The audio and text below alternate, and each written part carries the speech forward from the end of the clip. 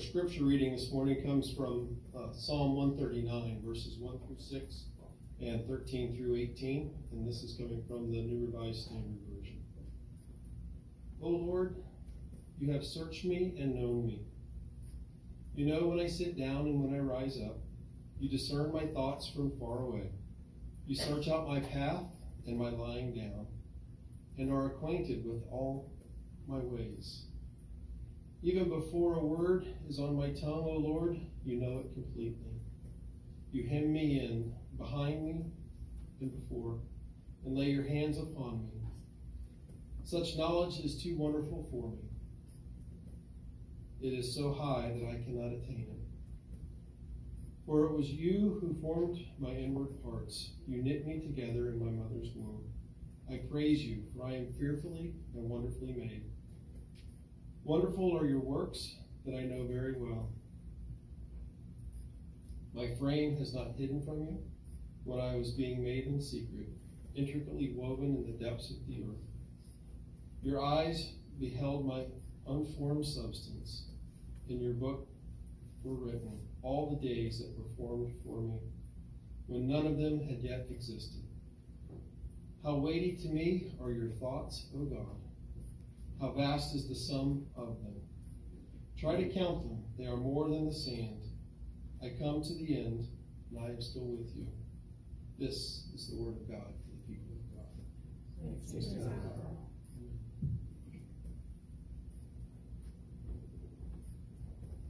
Come, Holy Spirit, startle us anew with your word this morning and open our hearts to receive it.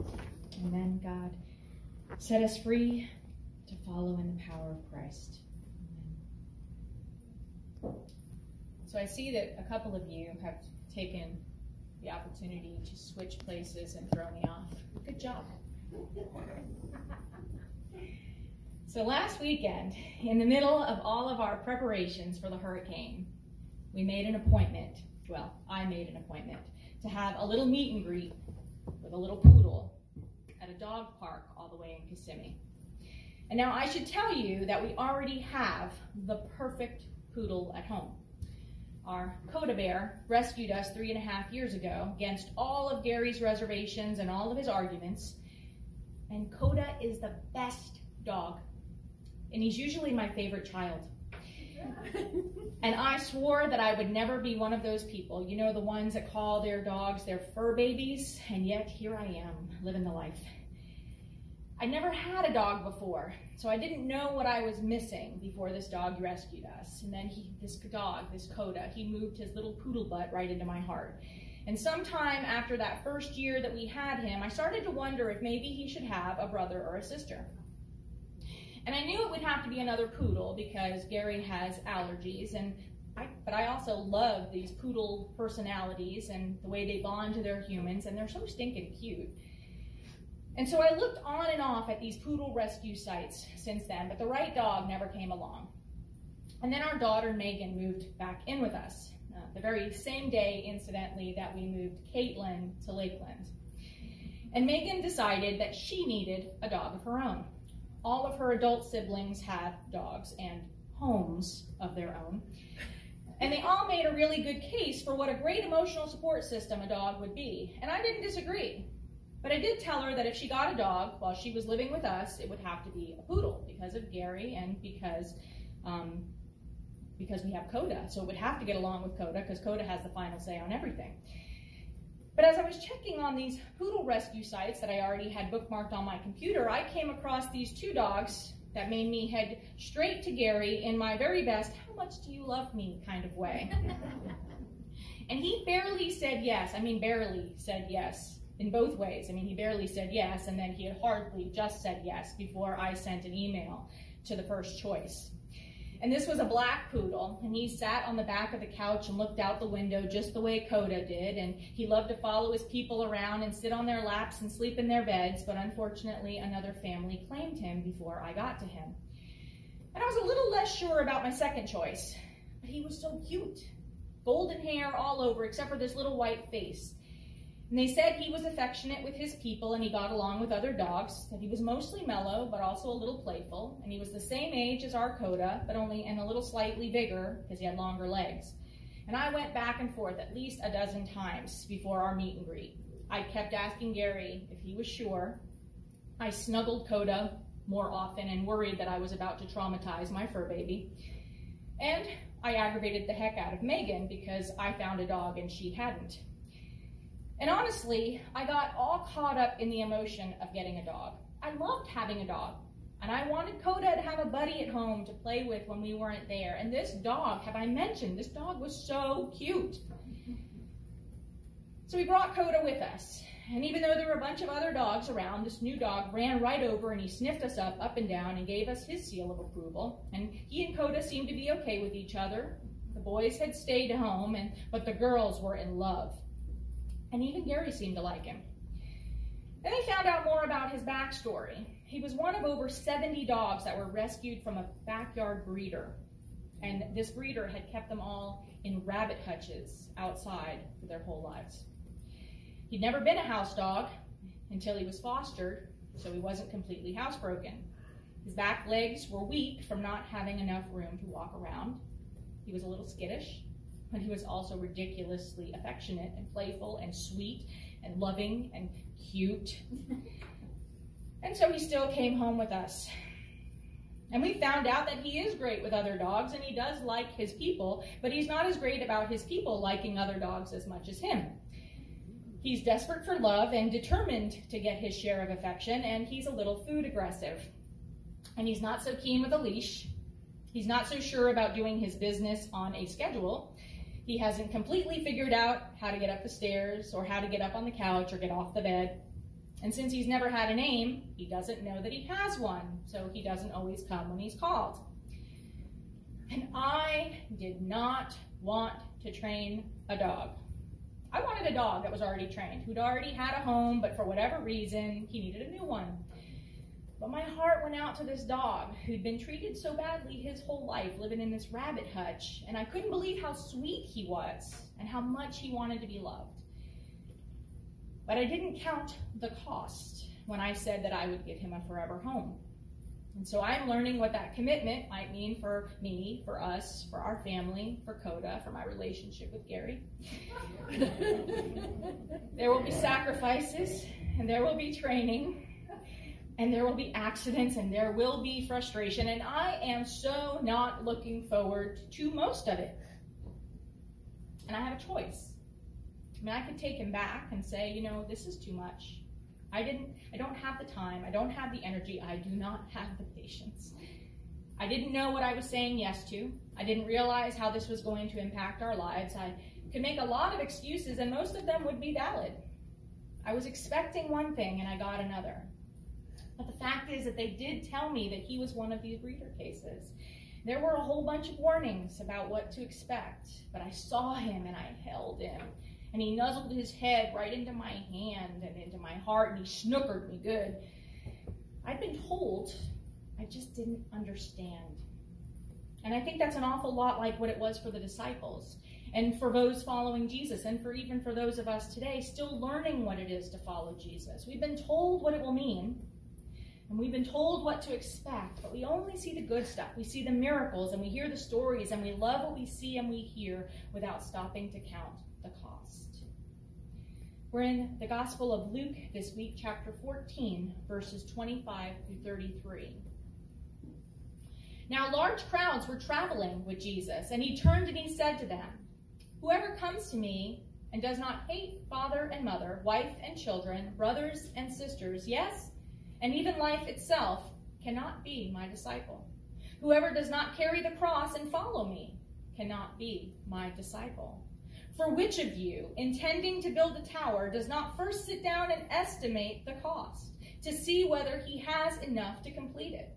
Otherwise, when he has laid a foundation and is not able to finish, all who see it will begin to ridicule him, saying, 'This fellow began to build and was not able to finish.' Or what king, going out to wage war against another king, will not sit down first and consider whether he is able with 10,000 to oppose the one who comes against him with 20,000? If he cannot, then, while the other is still far away, he sends a delegation and asks for the terms of peace. So therefore, none of you can become my disciple if you do not give up all of your possessions. So Jesus has set his face towards Jerusalem, and folks are following him from Galilee. And some are committed, some are just curious, but they're all watching and waiting and wondering what he's going to say and do next. They've just watched him roast some synagogue leaders, telling them that they need to learn how to be more humble and to learn how to be generous.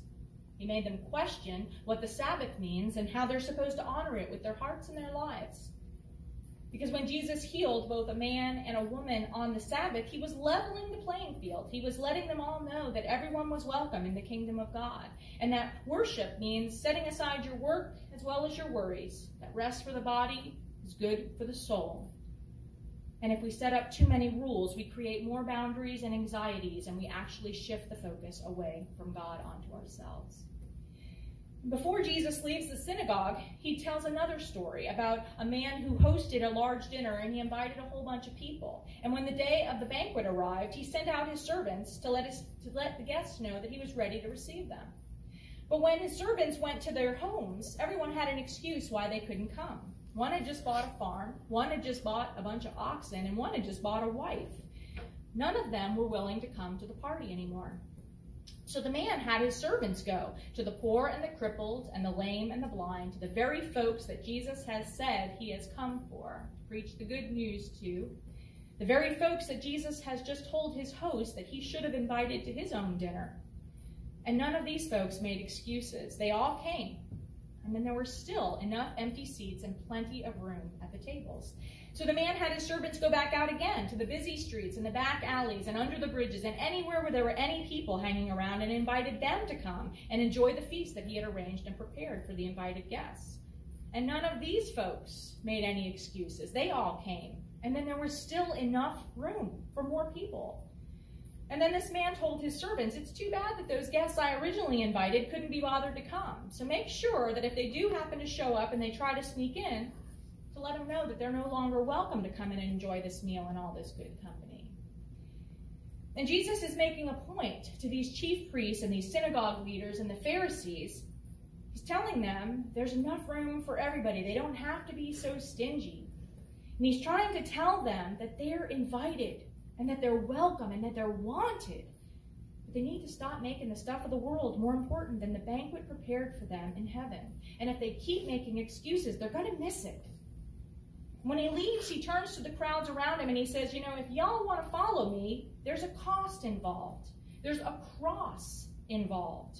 You'll have a burden to bear, whatever it looks like for each one of you. It's going to be different for each of you, and it's not going to be easy, but it is going to be worth it. You have a choice, but you have to be prepared to follow through. You can't accept the invitation, but then make excuses and refuse to come. You have to be all in. Love the Lord your God with all your heart and all your mind and all your soul and all your strength. That's all. It's not some. It's not sometimes. It's all. And our text says that if we don't hate our families, if we don't hate our parents and our siblings and our spouses and our children, that we aren't able to be Jesus' disciples. But the word here, the word for hate in the Greek, is better translated as to be detached from or to be able to disregard. We're commanded to honor our mothers and our fathers. So this isn't a contradiction. This is a clarification for a different point entirely. Because remember the message that Luke has been repeating, the message that Jesus wants us to understand. God's kingdom over stuff, our souls over our bodies. Don't be so attached to our families that we forget why we are here. Don't put those that we love on earth before the God who loved us before the world began. For it was you who formed me in my mother's womb. You knit me together. In your book were written all the days of my life before I even existed.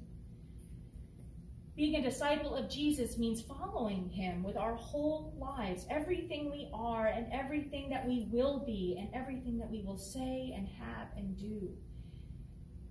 Jesus uses the examples of building a tower and how foolish it would be to not figure out ahead of time how much material we would need and how much it would cost, or how foolish it would be to plan an attack and not take into account how many soldiers our enemies have and whether we had enough to overtake them.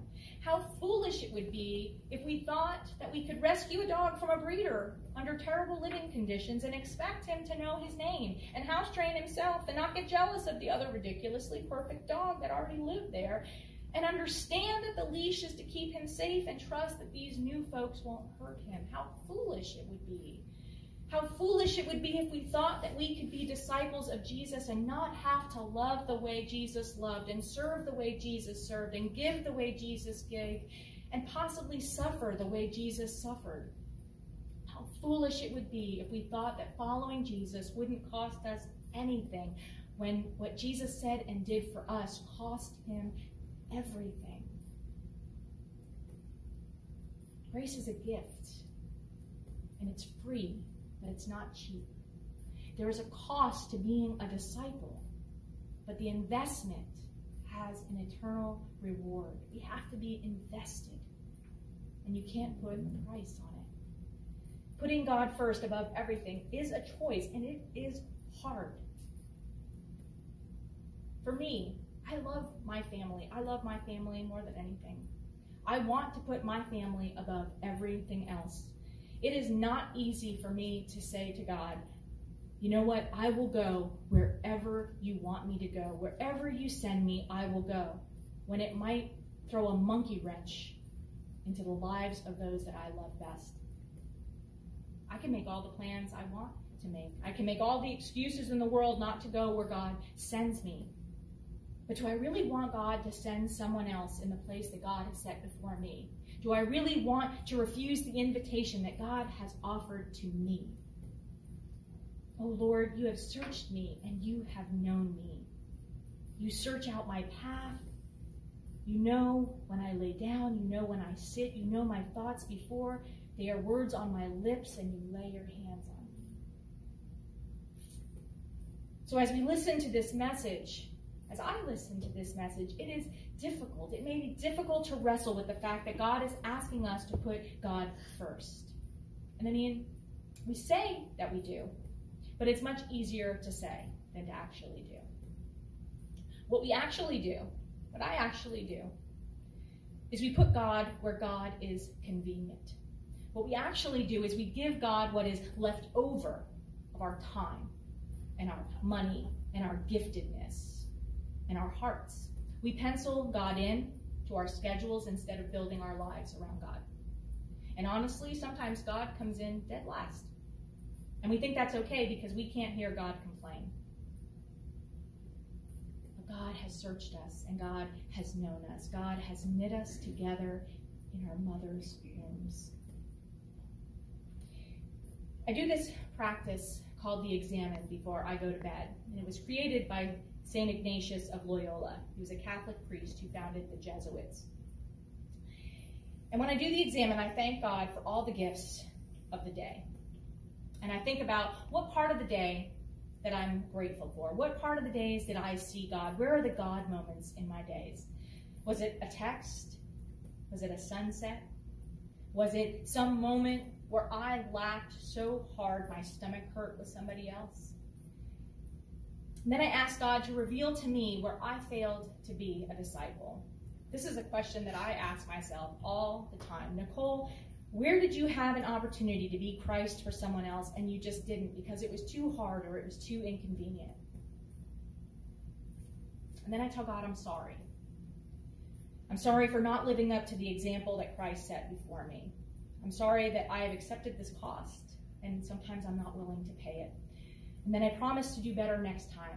And I pray for the opportunity to come again. I pray that I would have the heart to recognize the opportunity when it comes again, and I pray that I would have the courage to follow through.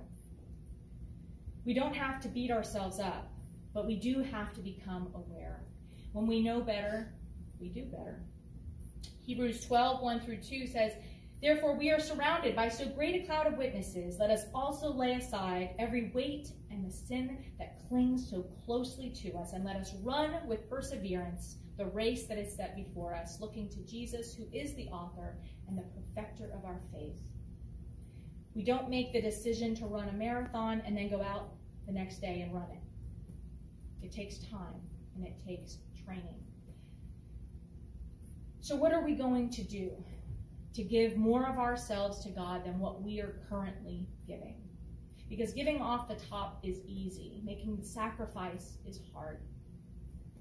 And I would ask that we would do an examine of our lives and see where God is not coming in first, and then figure out what one step we can take to bring us closer to making that happen. One step that we can take to bring us closer to putting God first above the things of our life. And then keep reevaluating that. Keep examining and re-examining our lives. Because Christ is counting on us, and we cannot afford not to count the cost of following Christ. Amen? Amen. And amen.